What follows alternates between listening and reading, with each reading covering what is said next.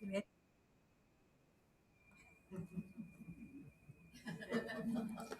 going to start off the night with a joke I feel like the Lord gave me today as I was going home. What, how are Campbell's soup, tomato soups, and the book of Deuteronomy the same? Anybody can answer it. How are Campbell's tomato soup and the book of Deuteronomy the same? Go well with crackers, maybe. Matzah? No, they're both condensed. I thought that was rather clever. So anyway, I know Mary's laughing.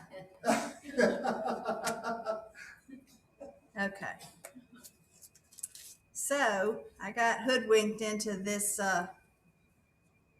speaking engagement tonight. So I'm going to just give y'all a brief overview of the Torah portion. And Blake was so good about reading all of that today, so that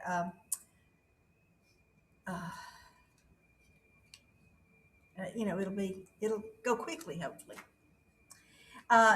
Brandy did such a beautiful job last week. I thought, oh, thanks, Brandy. Now I've got to follow that.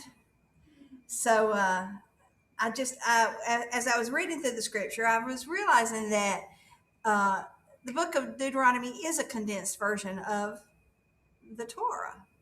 And that's why I like it so much, because it's just kind of all right there.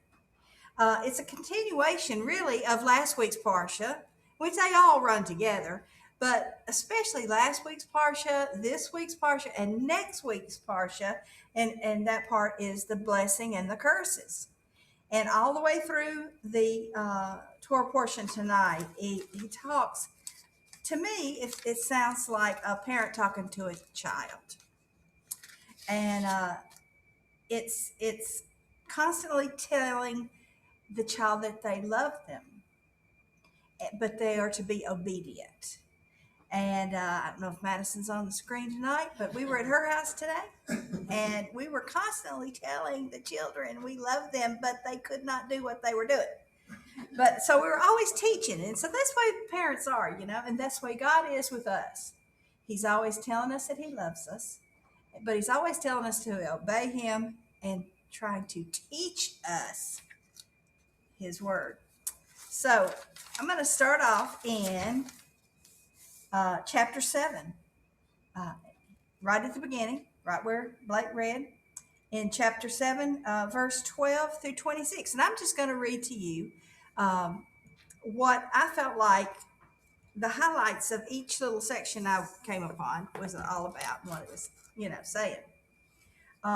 Chapter 7, verses 12 through 26, lets Israel know what God will do. God will keep his covenant.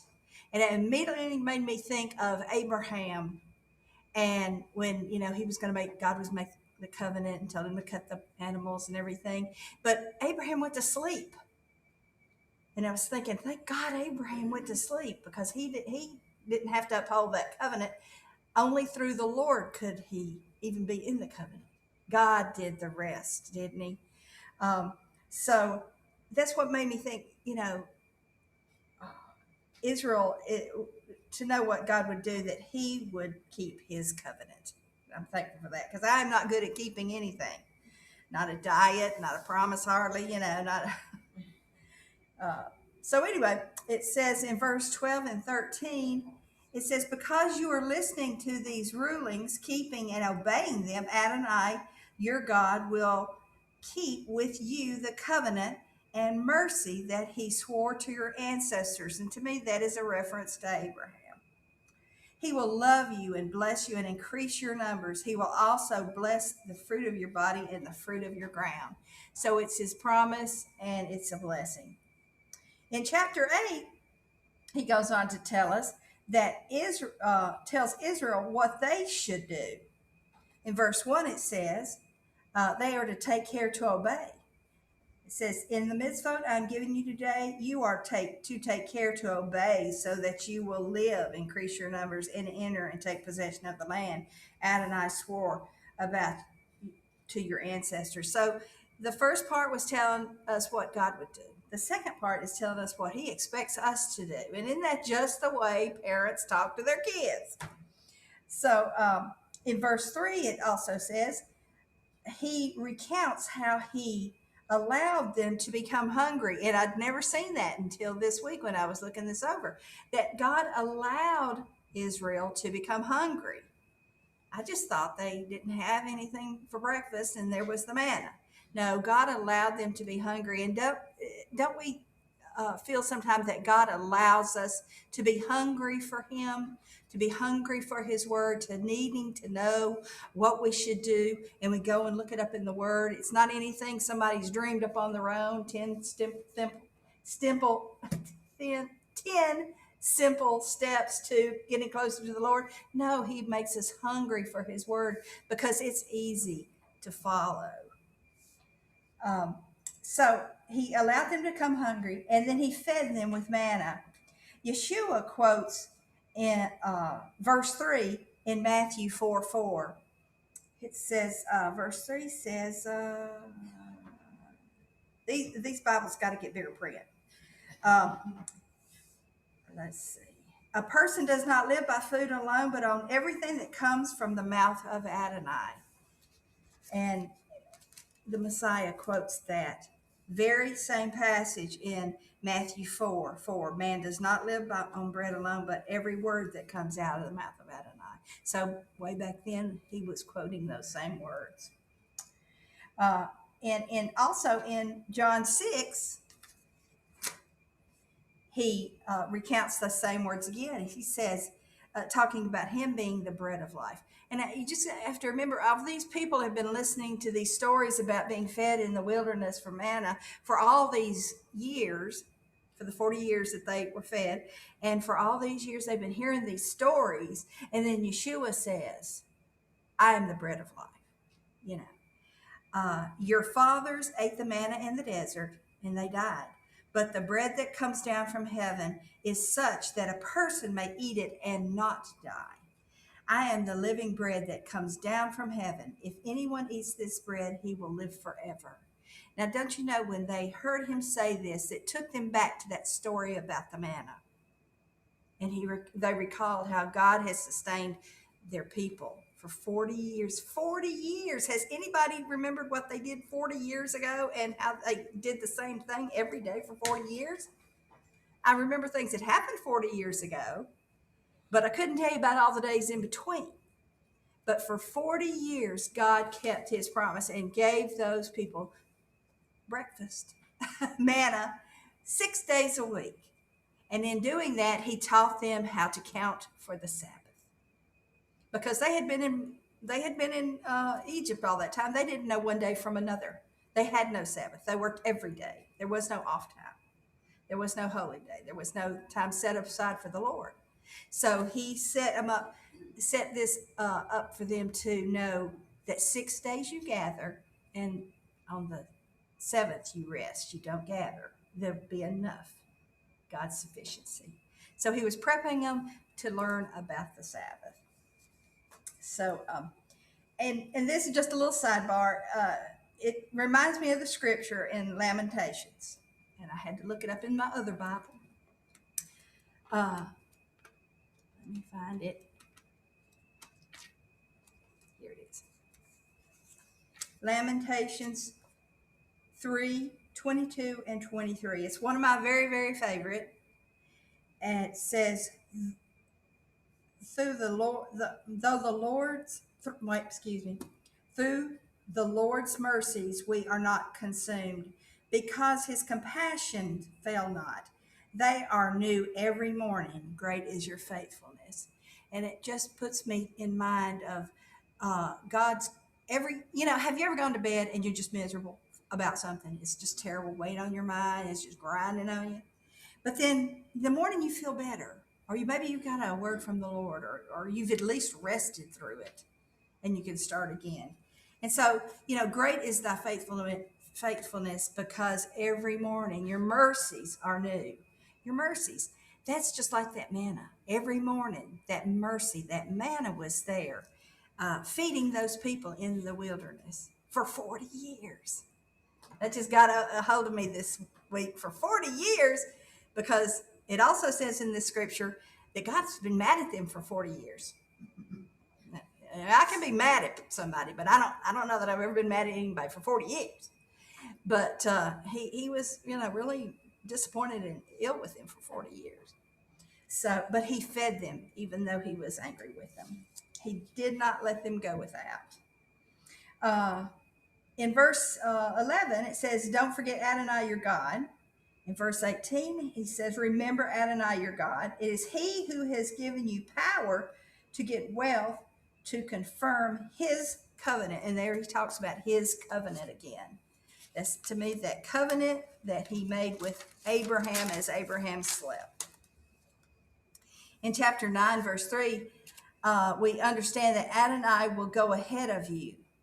Verse 4 through 6 says, "Remember, it is not your righteousness that God is giving you this land." And that is so important. It's not because of ourselves. Because of ourselves, it's just like filthy rags. But it's because of him. He has given us the ability to enter this land, or for Israel to enter this land. I think that's so important. I'm going to read that verse 5 and 6. Right here it says, "It is not because of your righteousness or because your heart is so upright that you go in and take possession of their land, but to punish the wickedness of those nations that Adonai, wickedness of those nations that Adonai your God is driving them out ahead of you, and also to confirm that the word of Adonai swore to your ancestors, Abraham, Isaac, and Jacob. Therefore, understand that it is not your righteousness that Adonai your God is giving you this good land to possess." So we always need to take a big slice of humble pie, because if we have anything, and if there's any talent or goodness in us, it's only because of the Lord. Because I can't drum that up, and neither can you. It's only through the Lord that His righteousness. I mean, it's His righteousness that we have anything good in us. Verse 7 through 24 is the retelling of Israel's sin. They had a long list. That's 24 through 7 through 24. That's what a bunch of verses, 14 verses maybe. And how God was angry it says that God was angry with them from the day they left Egypt until they arrived at this place. So that was 40 years. That's that 40 years again. I hope God is not angry with me one day, 1 minute. I can't say that that he hasn't been angry with me. But I would hope to think that God has not been angry with me. In verse 25 and 20 through 29, Moses pleaded for Israel for 40 days and 40 nights. In chapter 10, verse 1 through 5, Moses gets the instructions for the second set of tablets. This time he was instructed to build a box of wood and to hold the new tablets. Now, my sister and I were talking about this morning, and I said, "Do you think that was a different box, or is this the Ark of the Covenant, the big box, or is it a different box?" Her take was it was the Ark of the Covenant. I thought, well, Moses built it, not the artisans, and it wasn't overlaid in gold or anything like that, or silver, whatever, all that, overlay of the acacia wood. It was just a box made out of wood. My theory, which doesn't have to, I'm not saying it's right, I'm just saying, I think it was a different box. I think it was a box that, the last set got broken. I think God tells him to mill this box and put the ark in this box. Put the tablets in this box. Maybe they transferred those tablets into the ark, the big ark, at another time. Or maybe they put the box that's in, that they were in the ark. I don't know. I don't know that it says. But my thought was that it kind of represented to me the circumcision of the heart. Because, see, God was going to take his word and he wants us to put it in our hearts. just like Moses took the tablets and put it in a piece of wood that is corruptible, just like our bodies are corruptible. And he was to put those commandments into that box. And my thought was that a representation or a visual aid of something that would happen to us one day? Because shortly after that, he talks about the circumcision of the heart. And so I don't know. Me and my sister, we went round and round about it this morning, and she is well more versed and a teacher than I am. But that's just what I thought, so that's what I'm going with. So, but don't hold me to that because I may change my mind. And it might not be right. Somebody might say, "Well, that that was," but I don't know. It just sounded to me like a smaller box. So, anyway, let's see. Verse 6 through 9 talks about Aaron died, and the tribe of Levi would become Adonai's inheritance. Verses 12 through 15 talks of Adonai asked Israel to fear him, to follow him, love him, obey him for your own good. We want people to love us and obey us and fear us and, follow us and do what we tell them to for our good, because it puffs us up, doesn't it? But it was for their own good to do this. In verse 16 through 22, it says, therefore, circumcise your heart. Now I'm just going to stop right here because I was pondering this afternoon. Circumcise your heart. How is that going to happen? And we know that the circumcision of the flesh was a sign of the covenant.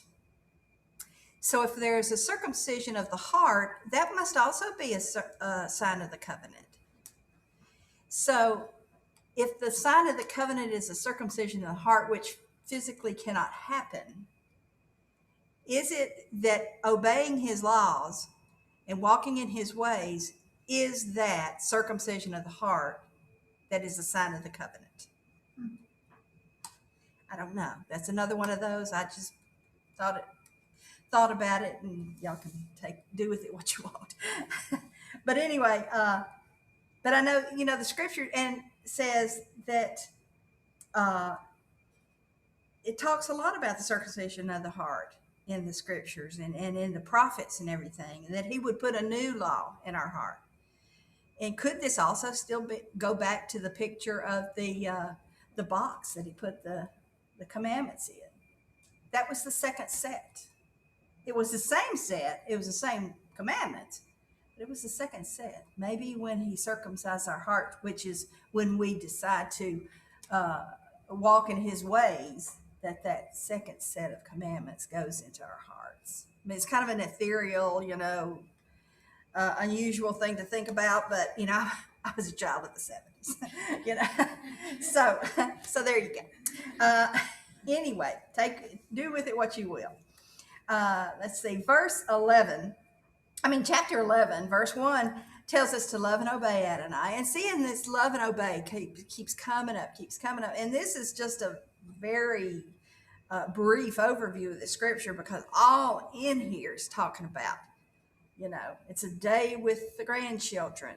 It's all, I love you, but you're going to have to stop. I love you, but, I'm going to spank you back. I love you, but, and it just sounds like what God is saying here. In verse 8, he keep every mitzvah so that you will be strong. It's not so that we'll be tied down and be miserable and have to obey the mitzvah of God, but that we will be strong.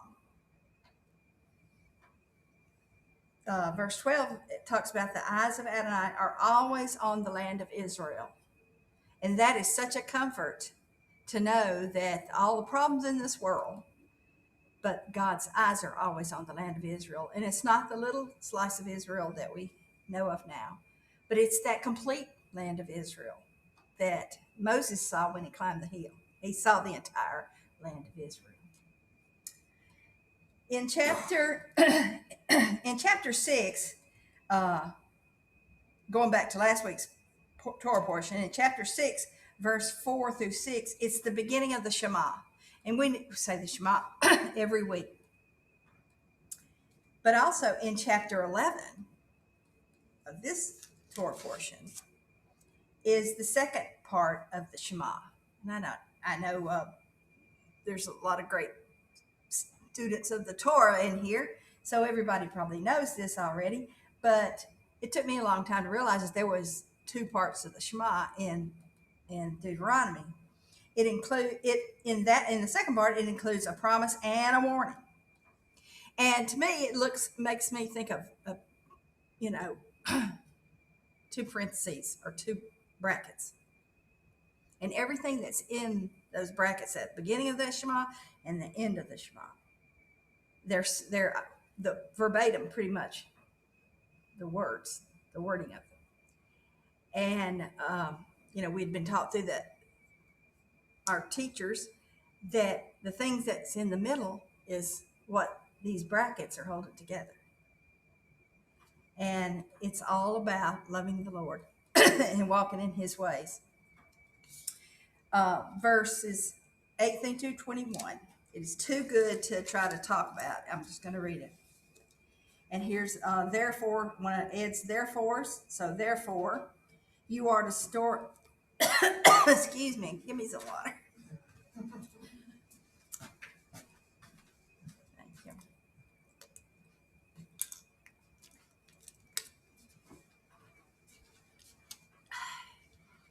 I got nervous. Okay, it says, therefore, and just think about what we read every Friday night. And this is the second part of it. It says, therefore, you are to store up these words of mine in your heart and in all your being. Tie them on your hand as a sign and put them in front of a headband around your forehead. Teach them carefully to your children, talking about them when you sit at home, when you're traveling on the road, and when you lie down, and when you get up.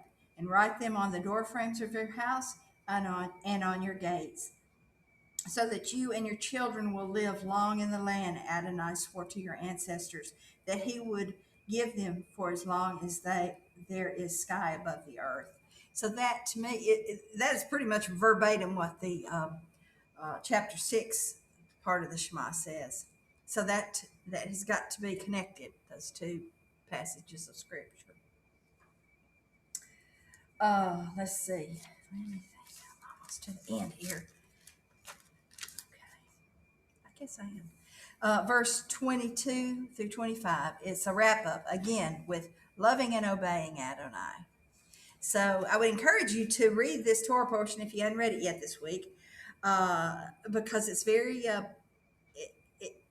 it's so much in there. I mean, what I've stood here and talked about is just a drop in the bucket, what it really is saying, and the depth of the love that God is telling us, that he loves us and he's only doing things for our good.